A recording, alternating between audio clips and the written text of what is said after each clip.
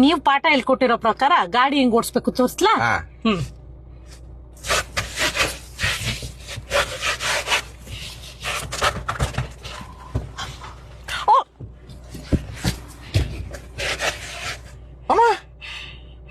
ಗಾಡಿ ಓಡಿಸ್ತಾ ಇದ್ಯಾ, ಕಲರಿ ಪಾಯಿಂಟ್ ಮಾಡ್ತಾ ಇದ್ಯಾ? ಮಾತಾಡ್ಬೇಡಿ ನೀವು. ಎಷ್ಟ್ ಲಕ್ಷದ ಗಾಡಿ ಇದು? 19 ಲಕ್ಷದ ಗಾಡಿ.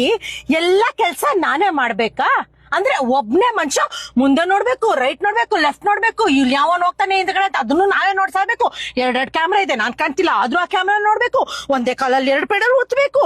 ಏನು ಲೆಫ್ಟ್ ಹೋಗೋಕೆ ಮೇಲೆ, ರೈಟ್ ಹೋಗೋಕೆ ಕೆಳಗೆ, ಇಲ್ಲಿ ಹಿಂದ್ ಹೋಗಕ್ ಮುಂದೆ, ಮುಂದೆ ಹೋಗಕ್ ಹಿಂದೆ, ಸುಮ್ನೆ ನಿಂತ್ಕೊಳಕ್ ಹಂಗೆ. ಓ, ಹ್ಯಾಂಡ್ ಬ್ರೇಕ್ ಬೇರೆ ನಾನೇ ಹಾಕ್ಬೇಕು ಅಂದ್ರೆ ಇದಕ್ಕೆ ಆಟೋಮೆಟಿಕ್ ಅಂತ ಯಾಕೆ ಹೆಸರಿದೆ?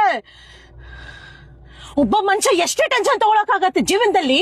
ಒಂದು ಜಾಗಕ್ಕೆ ಹೋಗ್ಬೇಕು ಅಂದ್ರೆ ಮೆದ್ಲೆಲ್ಲ ಕೈಗೆ ಬರೋ ಹಂಗಿದ್ರೆ, ಒಂದ್ ಕಾರಲ್ಲಿ 5 ಜನ ಕೂತ್ಕೊಳಕ್ ವ್ಯವಸ್ಥೆ ಮಾಡಿದ್ಮೇಲೆ 5 ಜನಕ್ಕೂ ಕೆಲ್ಸ ಹಂಚ್ಬೇಕಿತ್ತು. ಒಬ್ಬೊಬ್ರು ಒಂದೊಂದ್ ಮಾಡಿರೋರು. ಅದಕ್ಕೆ ಅಷ್ಟು ಆಕ್ಸಿಡೆಂಟ್ ಆಗೋದು. ಅದಕ್ಕೆ ಪಾಪ ನಮ್ ಟ್ರಾಫಿಕ್ ಪೊಲೀಸ್ ಅವ್ರ ತಲೆ ಚೆಚ್ಕೋತಾ ಇರೋದು. BP ರೈಸ್ ಆಗಿ ನರ ಬರ್ಸ್ಟ್ ಆಗ್ಬಿಡುತ್ತೆ ಕಾರ್ ಓಡಿಸೋ ಅಷ್ಟೊತ್ತಿಗೆ. ನಾವು ಹಿಂದೆ ಮುಂದೆ ಪಕ್ಕ ಸರಿ ನೋಡಿ.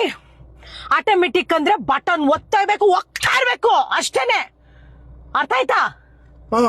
ಕಾರ್ ಮಾರೋಣ, ಅರ್ಥ ಆಯ್ತಾ? ಆಟೋ ತಗೊಳ್ಳೋಣ. ಬೇಕಾಗಿಲ್ಲ ನನ್ಗಿದ್ದು. ಆಟೋಮೆಟಿಕ್ ಹೆಸರಲ್ಲಿ ಮೋಸ ಮಾಡ್ತಾ ಇದಾರೆ ನಮ್ಗೆ.